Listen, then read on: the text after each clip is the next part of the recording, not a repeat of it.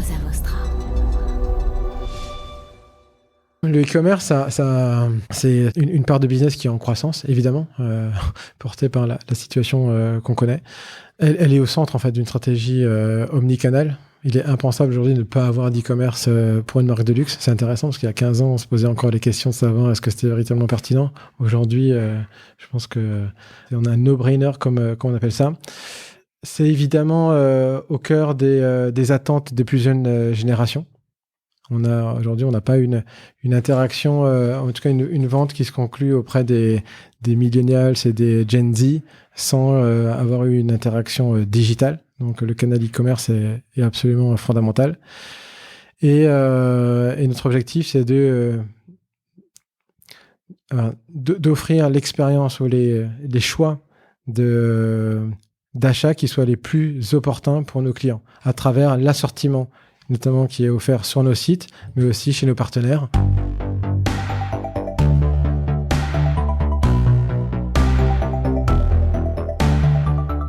Bonjour, vous êtes sur le point d'écouter un nouvel épisode du Panier, le podcast e-commerce dans lequel on décortique les recettes gagnantes des acteurs du commerce en ligne. Mon objectif est de dénicher avec vous les meilleurs conseils et retours d'expérience pour se lancer et progresser dans la vente en ligne. Acquisition, parcours client, outils, plantage, réussite, apprentissage, on abordera ici tous les sujets sans tabou. Je suis Laurent Kretz, cofondateur de Cosa Vostra, agence de conseil tech et créative. Avec la meilleure équipe du monde en conception, créa, dev et contenu, j'accompagne des boîtes de toute taille dans leur stratégie digitale. Contactez-moi sur lepanier@cosavostra.com, sur LinkedIn ou sur notre site cosavostra.com. Bonne écoute.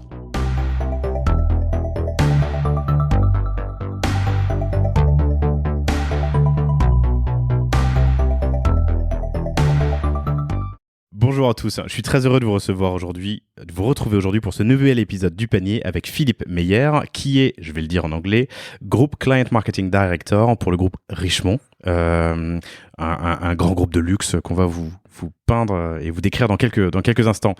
Bienvenue Philippe. Bonjour Laurent, bienvenue. Je suis heureux de te recevoir pour la raison suivante. En toute transparence, on travaille ensemble. On travaille avec le groupe Richemont depuis presque un an. Un an d'ailleurs. On a dû signer juste avant le... Un an, un peu plus d'un an. Ouais, un peu plus d'un an sur un programme dont on va vous parler dans cet épisode. Je précise que cet épisode n'est pas sponsorisé par Richemont, que j'avais invité Philippe à l'époque à venir sur le podcast, que ça n'a aucun lien avec le business qu'on fait ensemble, mais que le sujet est passionnant. Et le sujet, c'est quoi ? C'est la data et le CRM dans les grands groupes et notamment dans les grands groupes de luxe comme Richemont. Merci infiniment de me recevoir, Laurent. Ça fait longtemps qu'on voulait faire, je pense, ce retour d'expérience. Je pense que maintenant, après un an, on a des choses intéressantes à raconter sur la manière de travailler et la manière d'embellir l'expérience client dans nos belles maisons du groupe Richemont.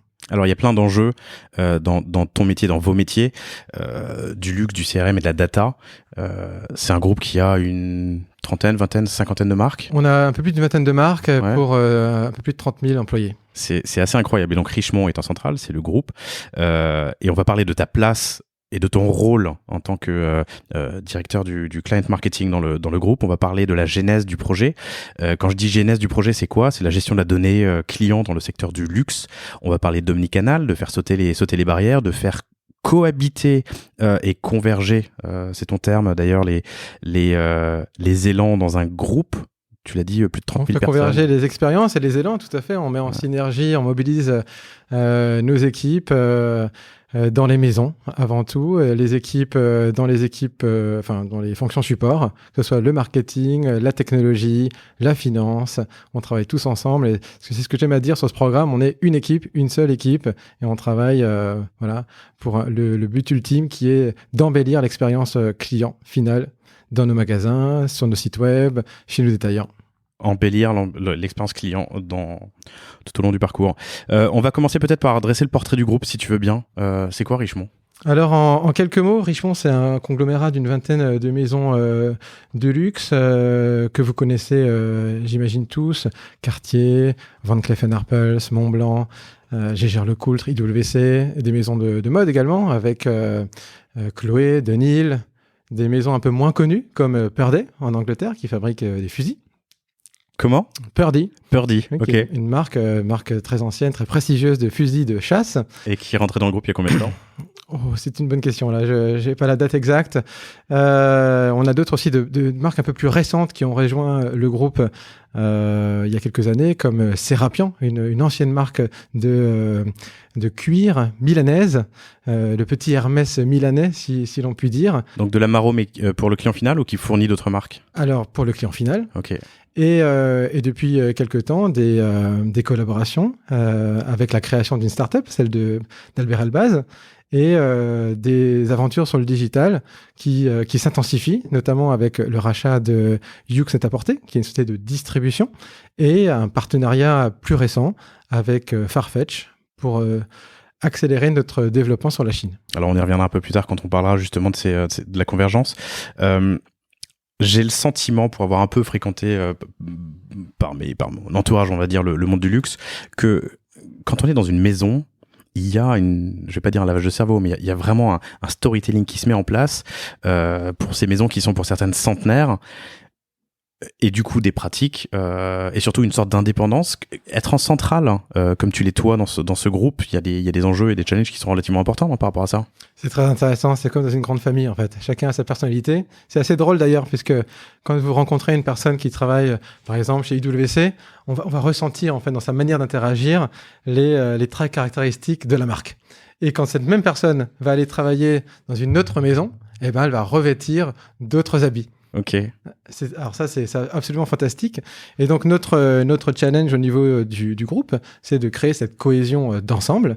Évidemment, respecter l'ADN de chacune des maisons, s'assurer que ces maisons-là puissent perdurer et continuer d'être les leaders pour les 100, 200 prochaines années.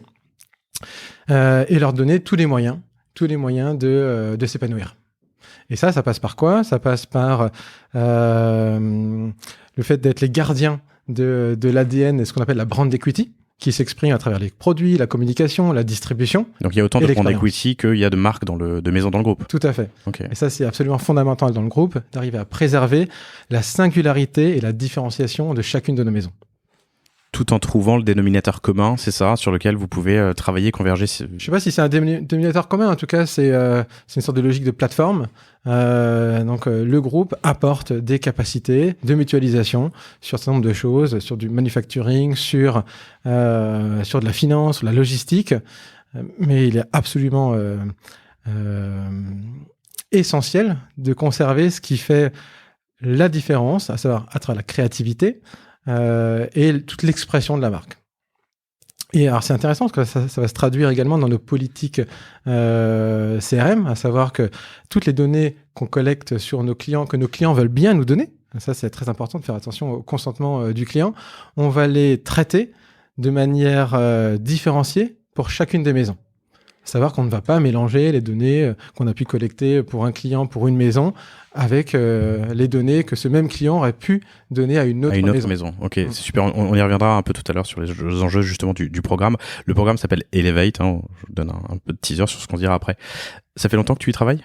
J'ai la chance de travailler au sein du groupe depuis quasiment 16 ans. J'ai commencé en stage au sein de l'équipe groupe marketing. Mais dans la holding toujours? Alors quand je dis holding, chez Richemont, pas tout le temps. T'as été en maison? J'ai été en maison, j'ai été chez Cartier France. Ok. Il y a un peu de temps, à l'époque où Cyril Vigneron, qui est l'actuel président de Cartier, était à la France. Et ensuite, j'ai eu la chance d'avoir un parcours assez varié au sein de la holding, dans l'équipe groupe marketing, qui est basée à Paris, et qui offre tout un tas de services tels que la connaissance client, tels que la coordination des achats médias, tels que le digital marketing, la CRM, les RP. Ok, au sein de Richemont, c'est ce que tu disais. Au sein de Richemont, tout à fait. J'ai oublié de le dire en intro, mais je le fais tout de suite. Je passe un petit coucou et un grand merci à Estelle Marie qui a permis cette rencontre, puisque c'est elle qui nous avait introduit. Vous travailliez ensemble. Vous avez travaillé ensemble. Ouais, tout à fait. Dans une coucou vie. Estelle. Et du coup, donc, t'as commencé en maison, pardon. Tu arrives au siège. Richemont est basé entre la Suisse et Paris? Alors, le siège de Richemont est en Suisse. Ok. À Bellevue, avec une magnifique vue sur le lac de Genève. Une belle vue, ok. Donc, holding au bureau feutré, holding financière. et avec ce principe de gouvernance assez unique, avec des rôles qui sont partagés au niveau des membres du Senior Executive Committee, et une gouvernance avec les maisons qui sont regroupées par spécialité, donc les maisons joaillières, les maisons horlogères, les maisons accessoires et maroquinerie, et nos distributeurs. Ok. Et donc toi, ton équipe est en revanche basée à Paris. Mon équipe est basée à Paris, Ok. et travaille pour l'ensemble des maisons. Et donc tu prends cette place aujourd'hui. Est-ce que tu peux me donner la définition de ton poste, Group Client Marketing Director? Qu'est-ce que ça veut dire? Alors, déjà, donc, groupe, c'est que c'est au niveau du groupe. Et client marketing, donc on va travailler sur le marketing client. Qu'est-ce que le marketing client? En fait, c'est la synthèse de l'ensemble des activités de relations clients et d'activation client. Et vu que c'est au niveau du groupe, c'est au service des maisons. Et donc, c'est en ce sens-là qu'on développe des programmes au service des maisons, comme le programme Elevate. Alors, c'est intéressant parce qu'il a commencé à l'époque par le désir de résoudre un énorme problème qu'on a dans beaucoup de maisons de luxe, pas que chez Richemont, mais ailleurs. C'est le fait d'avoir une multiplicité de bases de données. À l'époque, on avait plus de 25 sources de données clients à travers le monde et à travers les canaux, qu'on a voulu réunir. Presque plus d'une par maison d'ailleurs, puisque j'imagine que les maisons elles-mêmes ont plusieurs bases en fonction des zones. Oui, tout à fait. Ok. Et toi, tes interlocuteurs sont? Alors, les directions marketing, les directions retail, les directions digitales. Donc, en fait, marketing, retail et digital. On parle à tout le monde, ouais. Et à chaque fois en centrale, et c'est elles-mêmes qui ensuite... Essentiellement en centrale, mais c'est ça qui est intéressant ensuite dans la mise en œuvre opérationnelle des projets, c'est qu'on peut être amené à mettre en œuvre, notamment, on va parler du clienteling, avec les équipes, les vendeurs, les boutiques managers qui vont l'utiliser. On a une belle histoire, notamment, je fais un petit coucou à Éléonore de chez Gégère-Lecoultre, avec qui on a commencé le projet de centralisation de bases de données, on va dire plutôt d'unification de bases de données quand elle était au siège à Genève pour Gégère-Lecoultre. Ensuite, elle a eu la chance de prendre un poste au niveau du retail chez Gégère-Lecoultre aux États-Unis, et c'est avec elle qu'on a pu mettre en œuvre le premier pilote de clienteling. D'accord, intéressant. Ça fait une quinzaine d'années que tu m'as dit que tu étais dans le groupe. Cette place qui est en centrale et qui travaille en collaboration du coup avec les directions marketing, digital et retail des maisons. La collaboration est facile. Comment est-ce que tu as pris ce poste? Quels ont été, je sais pas, les écueils que tu as rencontrés? Sans encore parler de la genèse du projet, là vraiment en termes de collaboration interne dans un groupe aussi grand et aussi important. Alors déjà, il faut faire fi de ce qu'on appelle le corporate bullshit. Je pense qu'il faut être vrai avec les gens et les gens vous le rendent bien. Donc c'est beaucoup de... c'est une relation déjà basée sur la confiance et le fait d'avoir eu ces 15 ans d'historique, c'est vrai que ça permet d'asseoir cette confiance sur la base des relations qu'on a, sur le fait, sur les projets et sur le vécu qu'on a pu avoir ensemble. Et ça passe aussi par l'écoute. Écouter chacune de nos maisons, chacun de ses besoins. Et c'est la base aussi du travail qu'on a mis en place ensuite pour développer tout ce projet. Il y a effectivement... Tu as eu des levées de boucliers dans certaines maisons? Non. Il arrive de la centrale, il connaît rien au métier, il connaît rien à notre marque. Je pense pas. Il y a toujours des difficultés parce que les points de vue peuvent être différents. Mais en fait, quand on vient pour aider les gens à résoudre leurs problèmes, on est plutôt bien accueilli en général, surtout quand on les écoute et qu'on arrive à faire le lien entre le management qui a les moyens et la vision et les équipes plus opérationnelles qui ont l'envie, l'énergie et qui connaissent le métier et qui ont envie de le partager avec vous. Super, je vais rebondir sur ce que tu as dit, résoudre les problèmes. C'est intéressant, ça nous permet d'entrer dans justement la genèse du projet. Donc de ton point de vue, il y a un enjeu, c'est que tu as 25 bases différentes. Tu as autant de bases de données clients en fait qu'il y a de maisons. Certainement dans les maisons les moins organisées, il y a peut-être une base de données par boutique, j'en sais rien. Tu as dit résoudre les problèmes. Donc toi, tu as un enjeu qui est de résoudre, enfin unifier, on va dire simplifier cette gestion de la donnée. Pour les maisons, c'est quoi les problèmes que tu résous? Alors, pour les maisons, c'est un enjeu de connaissance client. Pour te donner un exemple assez concret, vous avez un client qui a déposé un produit en service après-vente, qui fait un voyage, qui souhaite avoir un status au cours d'une discussion, d'une présentation produit sur où en est son service après-vente, et le vendeur dans son pays de visite n'est pas capable de répondre parce qu'il n'a pas accès, il n'a pas cette vue 360. Ok, intéressant. Il y a un problème, j'imagine, enfin pas un problème, un enjeu de vendre mieux, de vendre...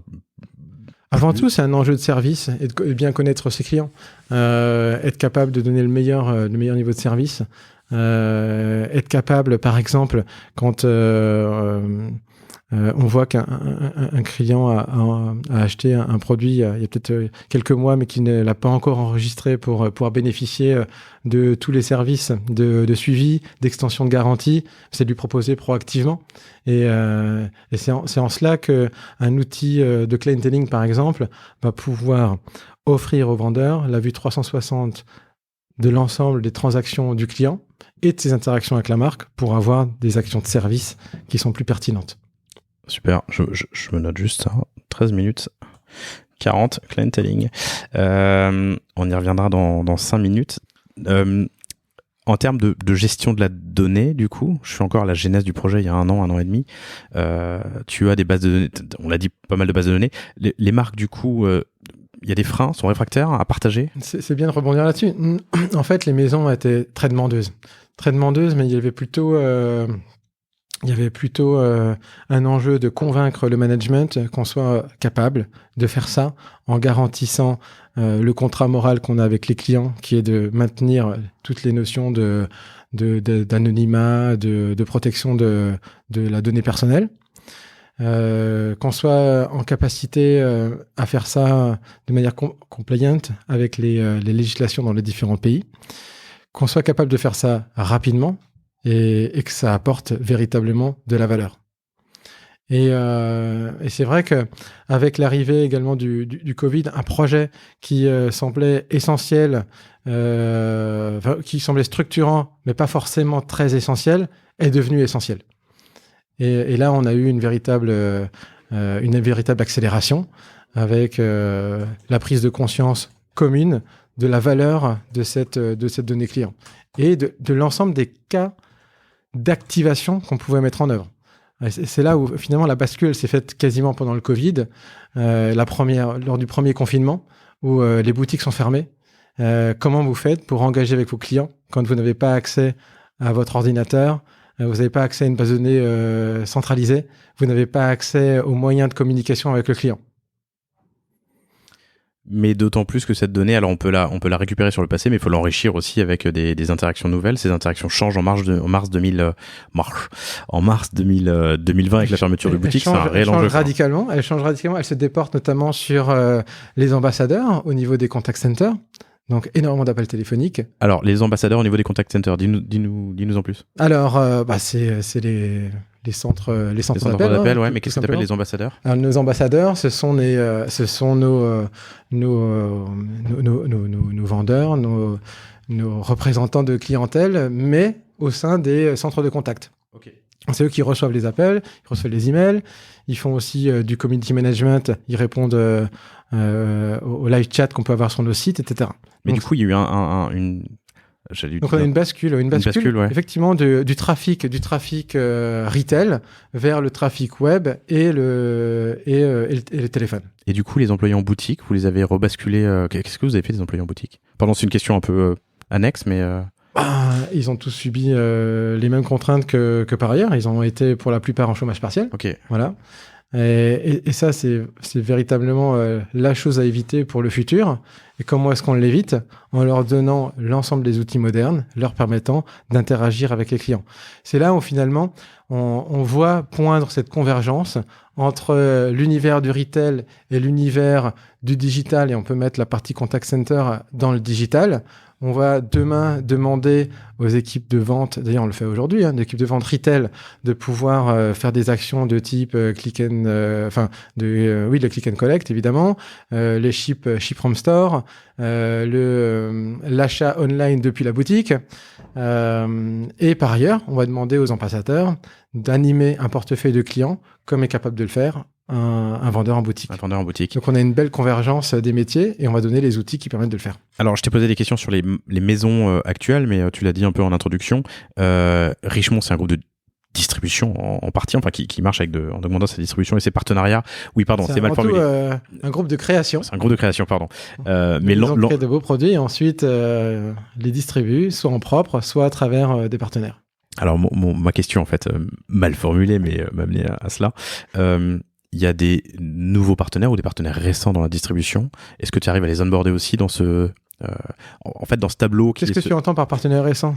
Tu parles aux partenaires qu'on a acquis ou Oui, par exemple, ouais. Ouais. Alors, on a effectivement intensifié nos partenariats avec notamment Net-à-Porter, Mister Porter, et également, alors ça c'est encore plus intéressant, avec Watchfinder, qui est une société qui vend de la montre de seconde main. Ouais, que je connais bien, mais qui fait partie du groupe aussi. Qui fait partie du groupe Richemont, okay. Qui est donc historiquement basé à Londres et qui désormais a des implantations un peu partout dans le monde.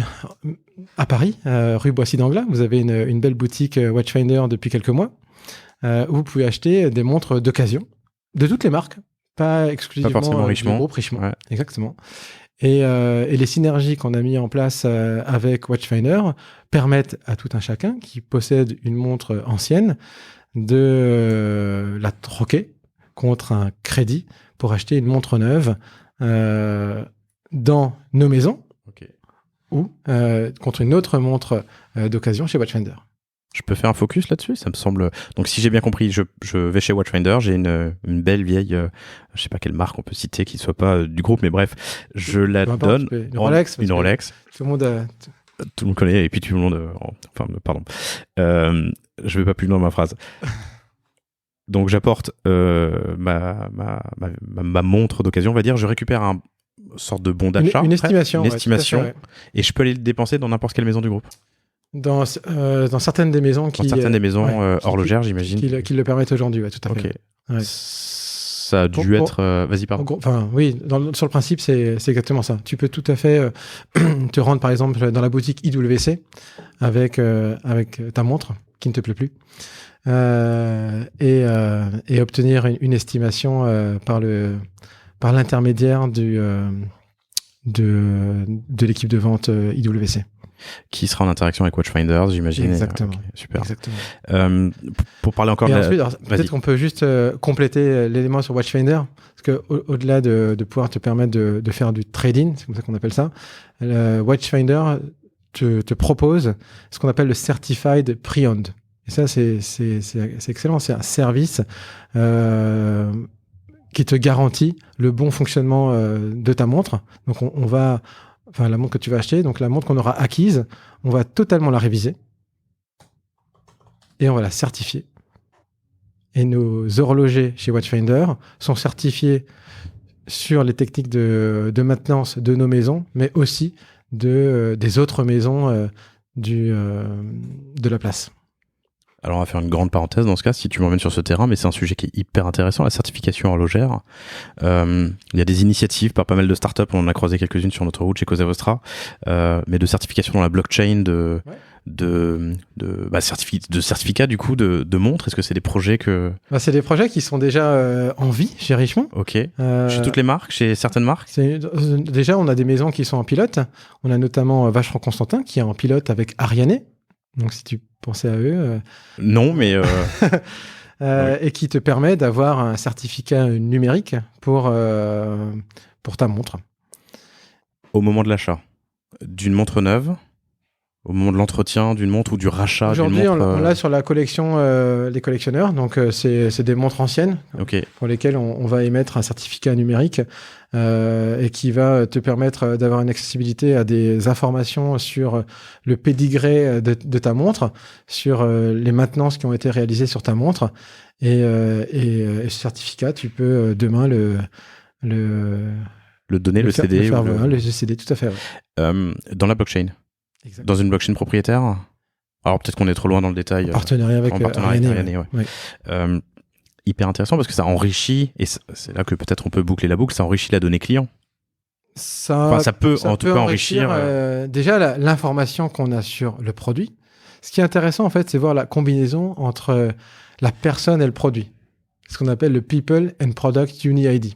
C'est d'avoir la gestion automatisée ou synchronisée de l'ensemble des identifiants d'une personne, quels que soient ses points de contact, et des produits tout au long de son cycle de vie. Et c'est ce que la plateforme va nous permettre de faire. Comment tu as appelé ça? Unique People and Product UniID. UniID? Oui, c'est l'unification des identités. UniID, ok. Qui est une donnée qui va changer au cours de la vie d'un client parce qu'il se détache peut-être d'un produit ou qu'il le revend, et d'un produit parce qu'il peut changer aussi, de propriétaire. En fait, ce qui est intéressant, notamment dans l'univers des ventes aux enchères, c'est que la montre en tant que telle a une valeur intrinsèque liée à son fabrication, son design, sa rareté, le fait que ce soit un produit iconique ou pas, qui peut être augmenté par son possesseur. Si tu prends l'exemple de Sylvester Stallone, qui est un grand fan des montres Panerai, okay. C'est un des premiers à avoir acheté Panerai avant même que le groupe Richemont achète Panerai. Panerai qui sont des montres d'aviateurs italiens en gros. Des montres de plongée. De plongée, pardon. Je croyais que c'était aviateur parce qu'elles étaient justement, donc elles ont la particularité d'avoir des très grands cadrans. Oui. Je croyais que c'était justement pour les aviateurs, mais donc c'est de plongée, pardon. Plongée, ok. Donc Sylvester Stallone, qui s'intéresse à Panerai avant que la maison soit... Exactement, donc un grand collectionneur de Panerai, et dernièrement il y a eu une vente aux enchères où lui-même a fait la promotion de la montre qu'il mettait aux enchères. Intéressant. Et ton point était que ça augmente potentiellement la valeur du... Ça augmente la valeur. Ok. Et ça, si on me le dit dans une vente aux enchères physique, enfin bref, pas certifiée, j'ai aucun moyen de le vérifier. Là, ça peut être écrit dans la blockchain. Enfin, ça peut être écrit dans la blockchain, ouais, tout à fait. Ok, hyper intéressant. Ça ouvre de belles perspectives. Ouais, ça en ouvre énormément et je trouve ça... On a d'autres sujets d'innovation assez intéressants, notamment avec la maison Roger Dubuis, qui écoute le son que produit ta montre et est capable de te dire si elle est toujours en bon état de fonctionnement. Ah, qu'est-ce que c'est romantique. Ça, c'est magnifique. Elle écoute le bruit, comment on appelle ça, la mélodie. La mélodie de ton mécanisme. Poétique, du mécanisme pour savoir si elle est en bon état. Ouais. Ok. Son fonctionnement interne est toujours en phase avec les standards de fonctionnement de ce modèle-là. Et là, pareil, vous travaillez Elle est capable de reconnaître le modèle. Ça, c'est hyper intéressant. Parce qu'en fait, chaque montre a une signature, unique, chaque acoustique. Modèle. Mais chaque montre, non, pas que chaque modèle, c'est chaque instrument, chaque montre a une signature acoustique qui lui est propre. Parce qu'en fait, tous ces produits-là sont fabriqués manuellement, même si on a des outils industriels, on a de l'usinage, etc. Mais à un moment donné, toutes les finitions sont faites manuelles. Donc, de par l'altération de l'homme sur chacune des pièces, tu produis une signature acoustique qui est individuelle pour chacune des montres.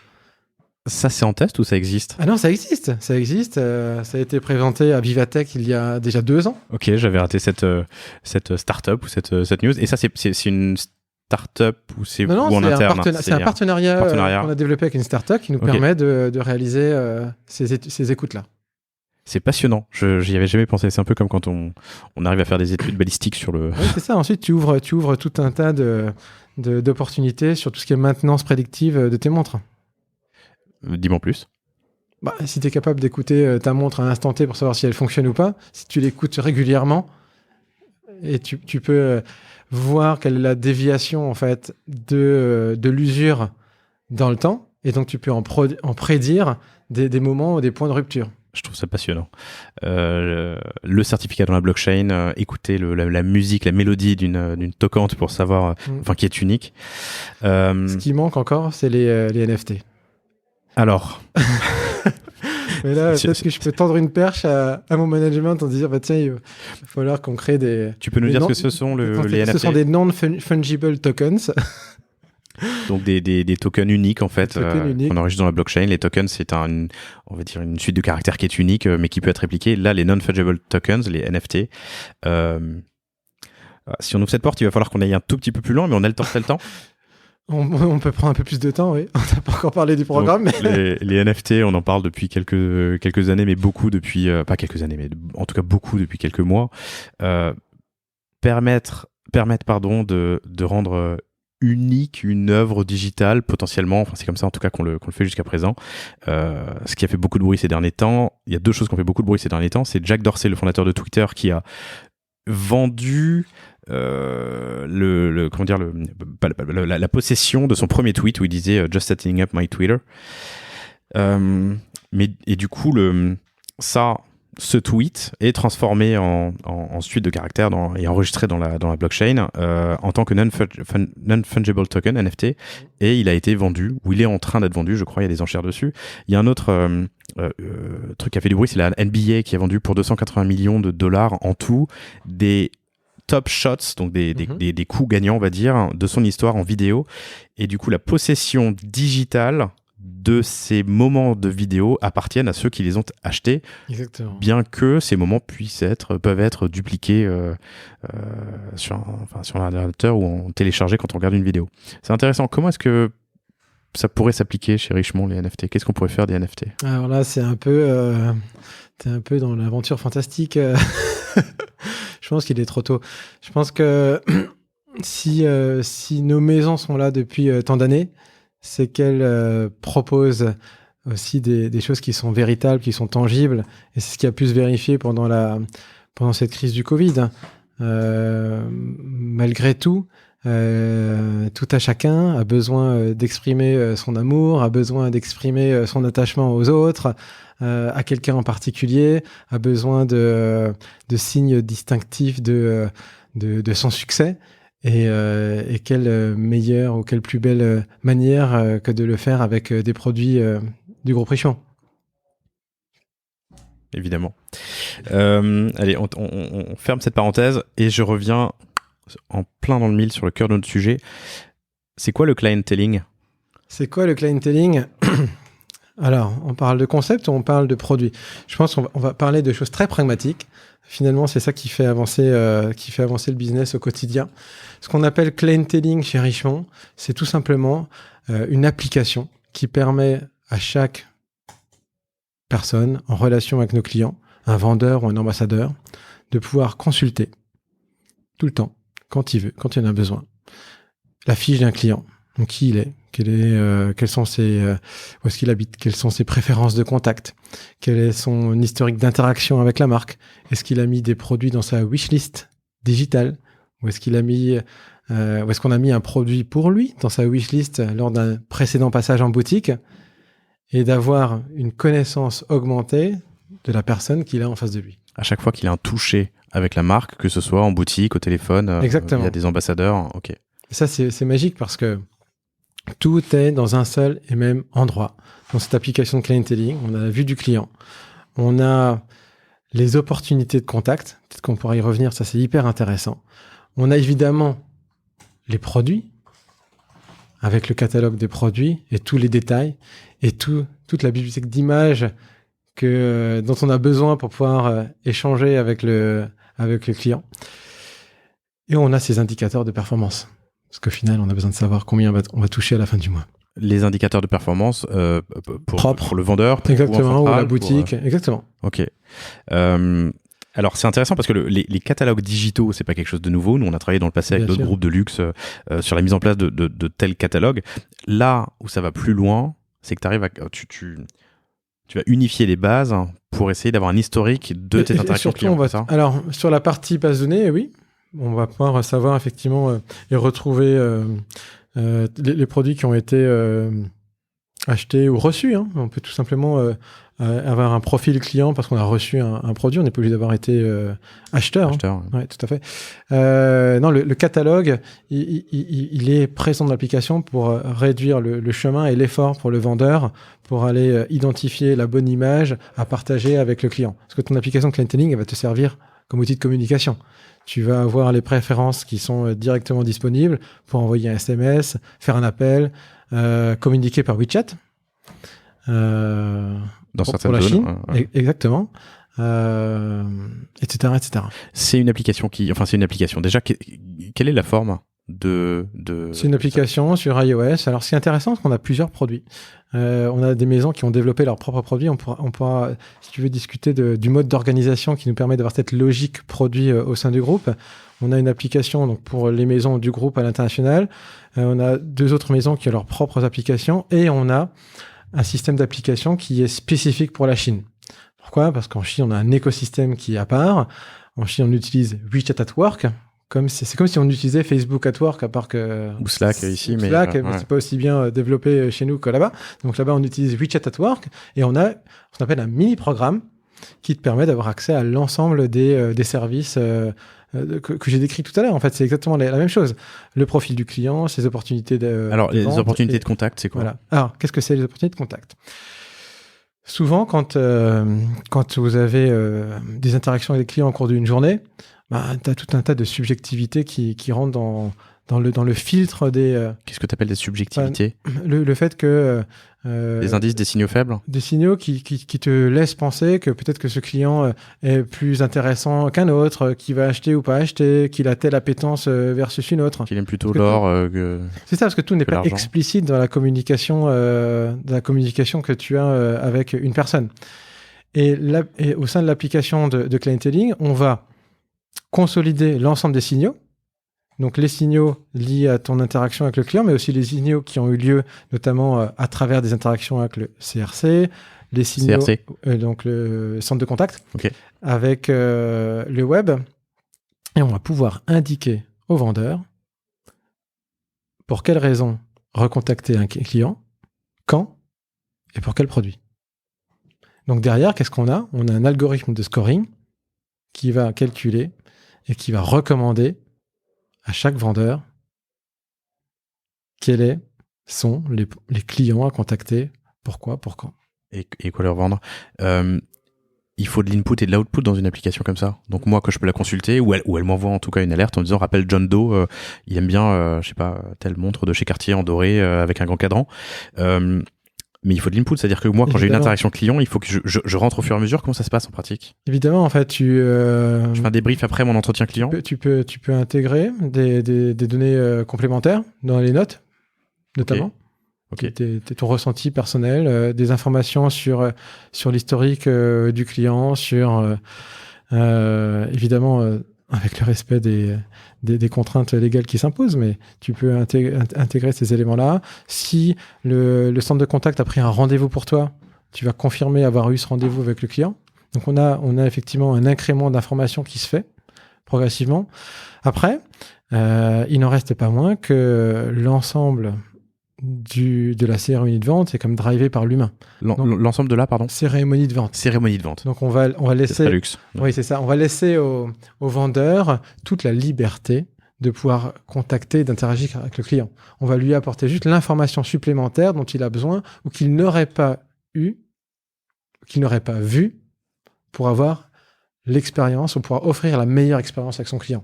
C'est comme le cas que je t'expliquais précédemment où on peut se rendre compte qu'un client a pu acheter une montre lors d'un voyage mais qu'il ne l'a pas encore enregistrée pour pouvoir bénéficier de l'ensemble des services pour la maintenance et on va lui suggérer au moment de sa visite.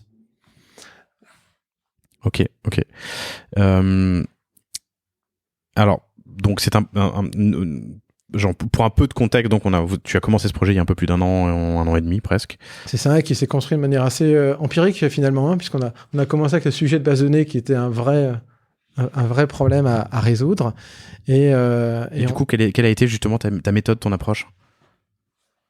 Alors, on a donc il y a 2 approches. Une approche déjà pour obtenir le sponsoring au niveau du management pour l'ensemble des actions d'activation, qu'elles soient sur ce qu'on appelle le marketing automation ou le clienteling, où il a fallu convaincre, expliquer qu'est-ce qu'on allait faire, quels étaient les bénéfices, quelles étaient la valeur qu'on allait extraire de l'ensemble de ces nouveaux processus. Au niveau du management des maisons ? Des maisons et du groupe, oui. Et du groupe. Oui, tout à fait. Ouais. Donc tu vas en fait on va pitcher, présenter ton projet, le défendre. Exactement. Donc ça, c'est plus une approche de bottom-up en synthétisant les besoins de nos maisons, en obtenant le sponsorship notamment des CEO des maisons et en présentant au niveau du Senior Executive Committee pour obtenir les budgets ensuite d'implémentation. Ça, c'est une chose. Et ensuite, il y a la mise en œuvre du programme. Ce qui est intéressant, c'est qu'on a on a monté un partenariat assez unique au sein de Richemont, à savoir avec l'équipe Groupe Technologie, en mettant en place une organisation produit, comme vous pouvez le trouver dans les startups les plus connues, avec un product owner au niveau du business et ensuite une organisation Scrum qui va développer les produits. Ok. Alors, donc une organisation agile, Scrum, comme on peut avoir en startup, mais orientée produit. Donc, ton produit, c'est le CRM unifié. Aujourd'hui, j'ai 7 produits, ouais, tout à fait, ouais. Pour les maisons du groupe. Tu vas défendre ton projet auprès de la hiérarchie au sein de la holding des maisons du groupe. Tu recueilles le besoin. En fait, tout ça se fait... Par quel bout tu prends le morceau, en fait? Par la stratégie des maisons, en fait. Avant tout, c'est la stratégie des maisons qui drive la stratégie plus générale du groupe, notamment sur la dimension client marketing. On consolide tout ça, on identifie quels sont les drivers fondamentaux, les capacités fondamentales dont on a besoin, on les priorise et ensuite on va les défendre pour les implémenter. Tu cartographies un peu les maisons du groupe pour savoir celles qui sont le plus enclins à accepter le changement? Bon, aujourd'hui, elles sont toutes moteurs en fait. On est vraiment sur un programme extrêmement excitant. Là, on n'est pas tellement dans l'innovation. On est plutôt dans l'accélération de capacités qui existent par ailleurs. Et puis déjà éprouvé certainement chez les pure players ou des... Exactement. Ouais. On essaie de le faire de la manière la plus adaptée à notre clientèle et à notre environnement. Ok. Sur ces premiers mois, disons, de kick-off du projet, est-ce qu'il y a si tu prends un peu de hauteur et de recul, qu'est-ce que tu aurais pu faire de mieux ou qu'est-ce que tu as bien fait et qui t'a permis d'avancer comme tu le souhaitais? Je pense qu'on peut toujours progresser. D'ailleurs, le projet n'arrête pas d'optimiser son mode d'organisation. Quels ont été tes arguments déjà pour convaincre que c'était le moment et qu'il fallait y aller? Je pense que tu défendais auprès des marques, des maisons. Paradoxalement, le sujet était déjà assez autoporteur. En fait, la promesse d'avoir une vision unifiée du client est assez autoportrice. Je pense que c'est assez implacable. La question, elle est plus sur la temporalité. Quand est-ce qu'on le fait? Quel est le bon moment pour le faire? Et avec quels moyens on le fait? Et c'est vrai que la notion de clienteling, elle n'était pas gagnée d'avance. Il a fallu convaincre, il a fallu faire des démonstrations de produits, de ce que ça allait concrètement réaliser. C'est vrai qu'au début, il y avait un peu cette perception que ça allait être tout simplement un déport de la base de données client au niveau du vendeur, mais on se posait la question quelle était la valeur ajoutée supplémentaire. Et en fait, la valeur ajoutée, on l'a identifiée à travers les opportunités, mais on l'a aussi sublimée à travers cette logique de plateforme. Puisqu'on a la donnée client, on a le marketing automation, mais qui ne fait pas que, on va dire, envoyer des communications mass market. On est plutôt dans une logique d'orchestration pour quelques clients ou pour plus de clients. Et ensuite, on a les outils au niveau de la boutique, au niveau des ambassadeurs du CRC, qui nous permettent d'exécuter. Enfin, centre d'appel. Exactement. Okay. C'est intéressant ce que tu as dit, déporter la BDD, la base de données, parce qu'en fait, tu la déportes à la fois vers ton client final, c'est le vendeur. Enfin, non, t'en as plusieurs parce qu'il y a beaucoup de clés d'entrée finalement dans le système. Mais en tout cas, tu la déportes en partie vers le vendeur, mais pour les maisons, tu la déportes aussi vers le groupe. Il n'y a pas eu de frein de ce point de vue-là? Non, au contraire. Vers la holding, je veux dire? Non, au contraire. Enfin, tout le monde était assez curieux d'avoir cette vision augmentée et consolidée de la connaissance client. Augmenter, c'est le terme que je cherchais tout à l'heure. Tu as des maisons concurrentes dans le groupe, dans l'horlogerie. Voilà. Y a eu des sujets à ce propos? Évidemment, ouais. Mais notamment le fait de est-ce qu'on va partager les données entre les maisons? Ben voilà, la réponse est non. Et à partir du moment où la réponse est non, il n'y a plus de sujet. Chacun y voit les opportunités de développement. Après, il y a toujours d'autres questions. Est-ce que votre système ne va pas niveler les maisons sur un même standard? Ben non. Alors certes, on partage. On peut faire l'analogie avec un bâtiment. On a le même bâtiment, mais chacun va pouvoir décorer sa chambre comme il le souhaite. C'est un peu direct, mais je comprends. Ça marche en tout cas. Tu as dit qu'il y a 7 produits dans le scope. Ouais. Quels sont-ils? Bon, on a notamment toute la partie base de données. Donc là, on est sur un système central en fait et partagé. Et ensuite, on a des produits de clienteling qui peuvent être différenciés entre les maisons. On a le marketing automation qui en fait partie. On a également toute la partie ce qu'on appelle measurement. Donc, on peut aussi décomposer en différents produits. On a notamment mis en place le premier data lake. Je sors les gros mots là, désolé. Philippe dit ça parce que j'ai un grand sourire. Pour le groupe. Le produit scoring en est un. Après, ils ont tous des contours et des dimensions qui sont variables. Hein. Et on a aussi un outil de training. Donc, on s'appuie. Dans l'ensemble de notre écosystème technologique, on a évidemment beaucoup de Salesforce, mais pas que. Hein, on a des partenariats avec Alibaba pour AliCloud, avec WeChat, avec Google, je vais pas tous les faire. Mais ce sont des vrais partenariats. Vous n'utilisez pas simplement les API. Enfin, il y a eu un contact avec ces marques pour leur dire on va on a des partenariats. Un produit. Okay. Ouais, on a des partenariats.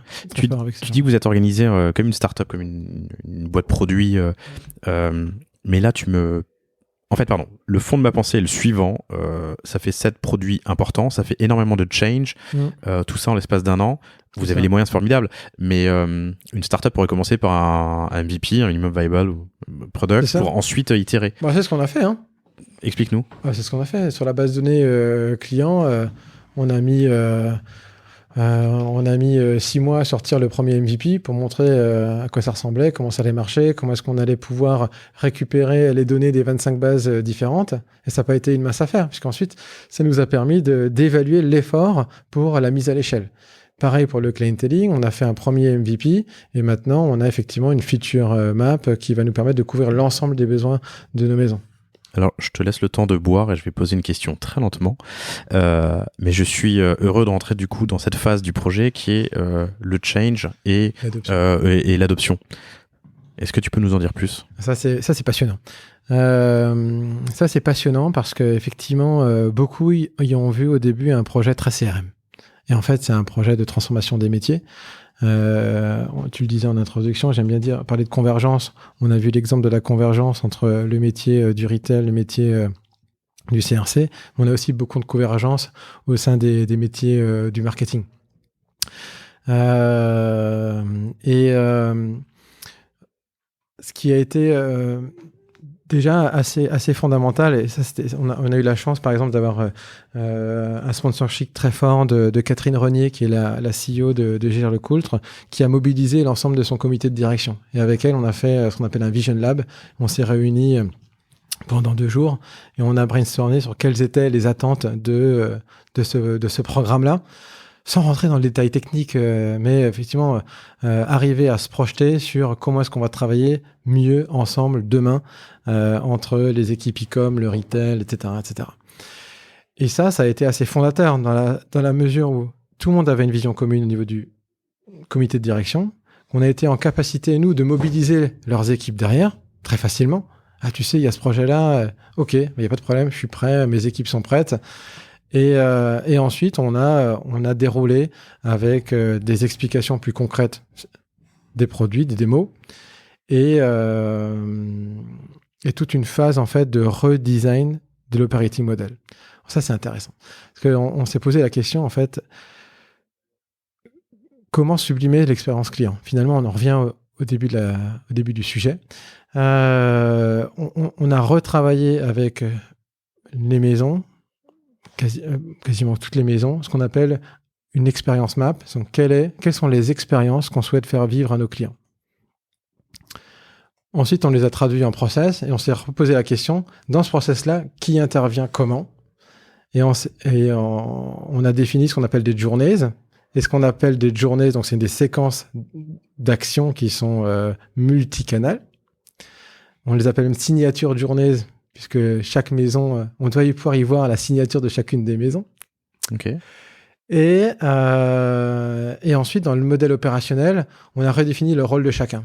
Et notamment, le fait qu'un expert média, un expert social média, un expert CRM, finalement, arrive avec sa compétence et participe d'un ensemble qui est qui va au-delà en fait de son propre métier. Donc chacun se retrouve impliqué dans cette journée, dans le succès global des journées. Donc là, on peut faire une transition sur les indicateurs de succès. Donc le programme, évidemment, il a pour vocation de générer... Moi, j'ai plus besoin d'être là. Hein, si tu fais des transitions tout seul. Additionnel. De la satisfaction de nos clients finaux. En tout cas, d'avoir une expérience qui soit augmentée. Et puis de faire en sorte que nos équipes internes adoptent ces nouvelles manières de travailler. Donc on a des changements assez fondamentaux sur les métiers. On a notamment le pivot qui se fait sur les métiers du CRM qui pivote vers le client marketing.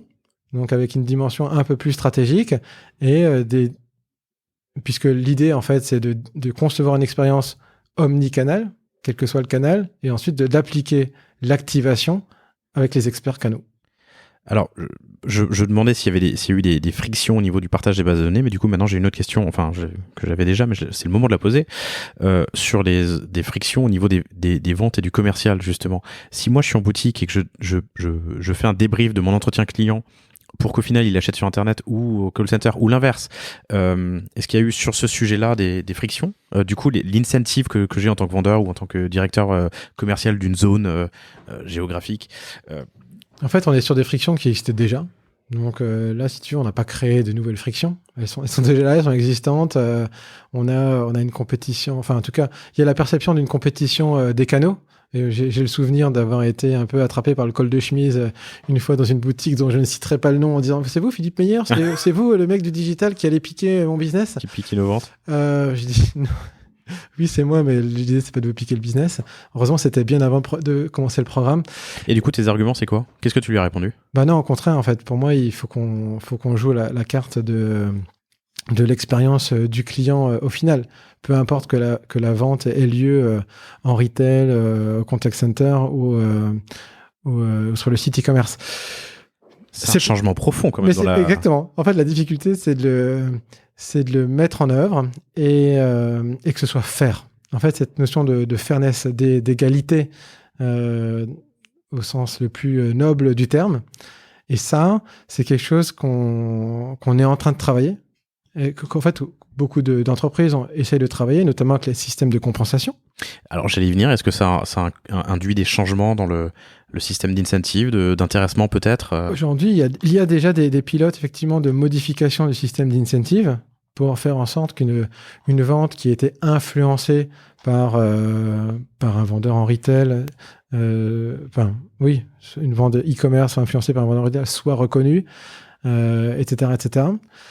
Et c'est la mise en œuvre qui va être un peu plus compliquée. Et on a la chance, aujourd'hui, avec cette vue 360, d'avoir une vision objective, claire, de l'ensemble des interactions, y compris humaines, avec chacun des clients, et de pouvoir, demain, faire la transition du last touch vers ce qu'on appelle l'assisted conversion, et d'offrir à l'ensemble de nos équipes de vente un modèle de rémunération qui soit basé sur non pas la manière dont nous on souhaite boucler les ventes avec les clients, mais la manière dont les clients souhaitent interagir avec nous.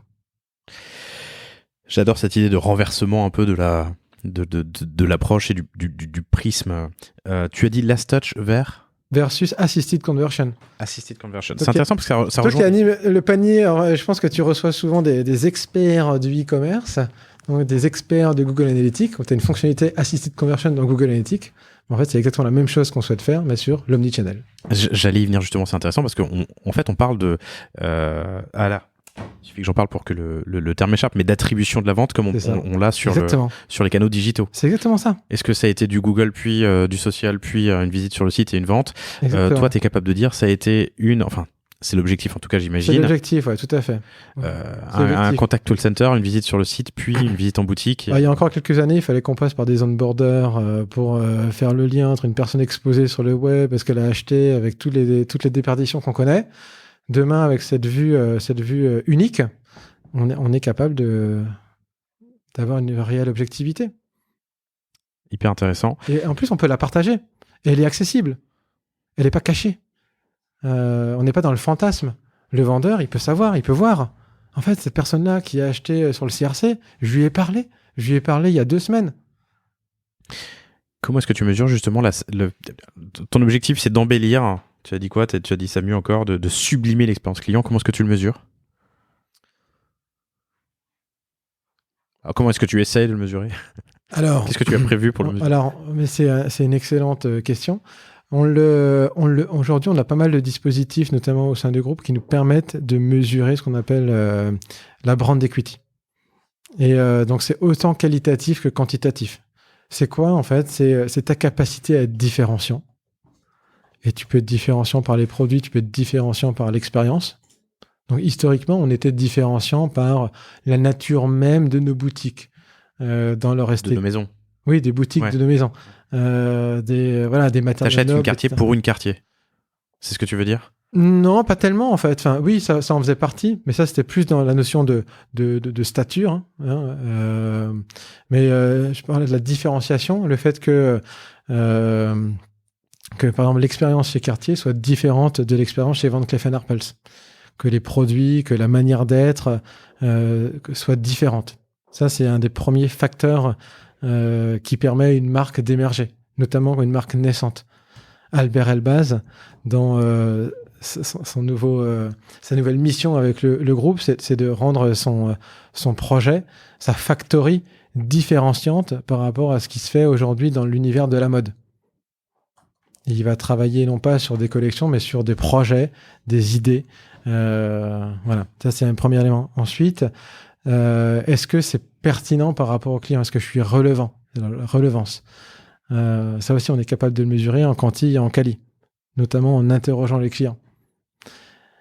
Et ensuite, après, c'est est-ce que j'apprécie et est-ce que je connais? Et du coup, ça, tu peux le mesurer en boutique, sur le web, j'imagine, au téléphone? En 360. Ok. Alors, on le mesure notamment à travers tous nos baromètres de satisfaction client. Ça aussi, ça fait partie des produits que j'ai pas cités du programme. On a une intégration avec un partenaire qui s'appelle Medallia, qui nous permet d'avoir une vision complète du parcours client. Donc, aller rechercher le feedback client après un achat, un service après-vente, une interaction, faire remonter ça dans le CRM central, pouvoir créer une alerte si jamais un client exprime une insatisfaction, et renvoyer cette alerte auprès d'un manager de boutique, d'un ambassadeur, pour pouvoir avoir une action corrective. Donc ça, c'est totalement intégré, ça fait partie c'est un des produits qu'on a dans... C'est riche pour l'utilisateur final qui est la personne qui est en dernier contact avec le... Du coup, je me suis perdu sur où est-ce qu'on en était. La question que je te posais, c'est quels étaient les outils de mesure Ah oui, les outils de mesure. Et après, tu as effectivement tous nos baromètres d'expérience, des baromètres de notoriété et toutes les études qualitatives qui sont conduites au sein de l'équipe groupe marketing depuis des années. Alors, je prends une casquette projet maintenant et je me dis... Non, je prends une casquette politique d'ailleurs. Et tu m'as dit no corporate bullshit, mais je la prends quand même.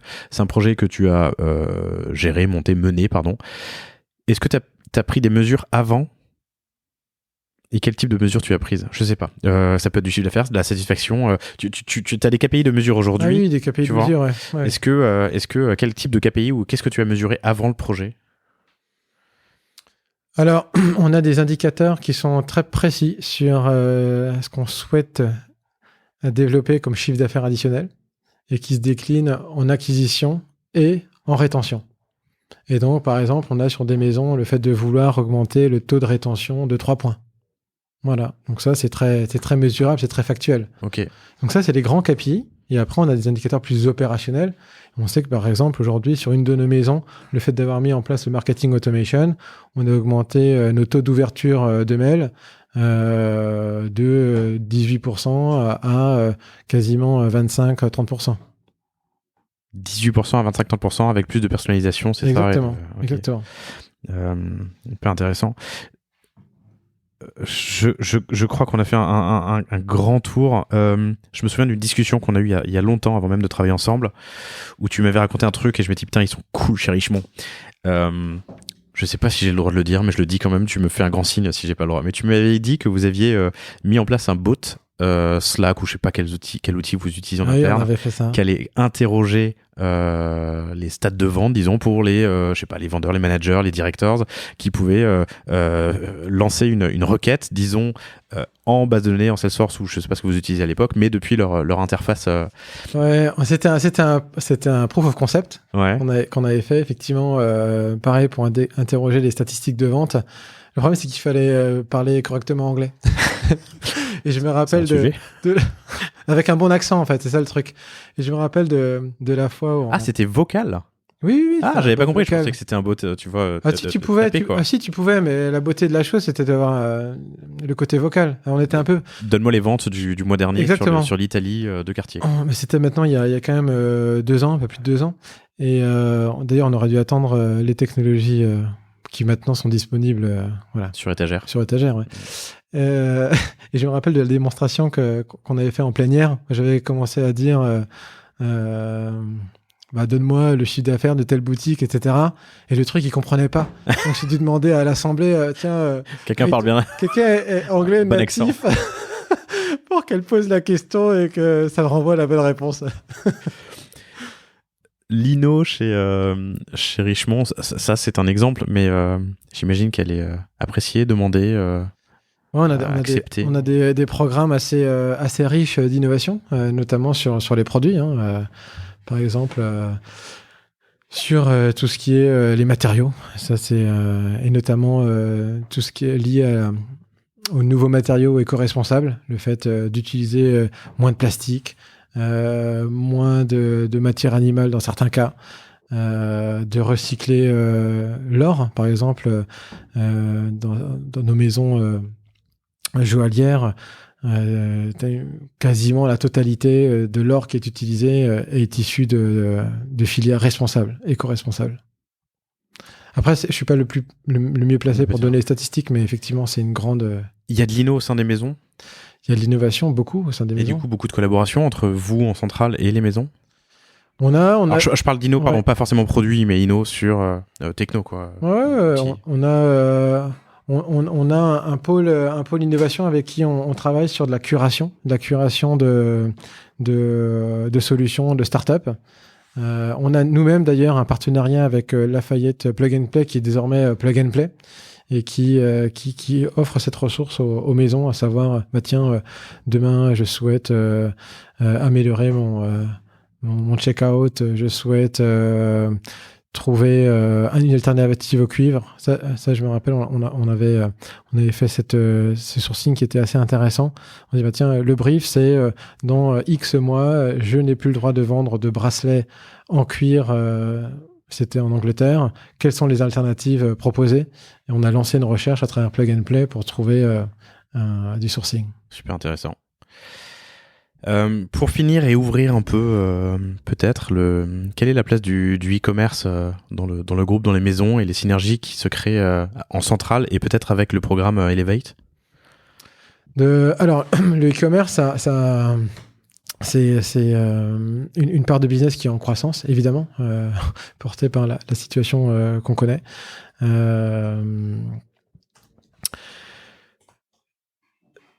Elle est au centre en fait d'une stratégie omnicanal. Il est impensable aujourd'hui de ne pas avoir d'e-commerce pour une marque de luxe. C'est intéressant parce qu'il y a 15 ans, on se posait encore les questions de savoir est-ce que c'était véritablement pertinent. Aujourd'hui, je pense que on a un no-brainer comme on appelle ça. C'est évidemment au cœur des attentes des plus jeunes générations. Aujourd'hui, on n'a pas une interaction, en tout cas une vente qui se conclut auprès des millennials et des Gen Z sans avoir eu une interaction digitale. Donc le canal e-commerce est absolument fondamental. Et notre objectif, c'est d'offrir l'expérience ou les choix d'achat qui soient les plus opportuns pour nos clients à travers l'assortiment notamment qui est offert sur nos sites, mais aussi chez nos partenaires. Alors, notamment Net-à-Porter, Mister Porter, demain Farfetch, Feng Mao, qui est la joint venture qu'on a mis en place avec Alibaba en Chine, où les équipes vont faire un travail de curation et un travail de promotion qui est au plus proche des attentes des clients, des potentiels clients dans leur marché. Super intéressant, tellement complexe et riche.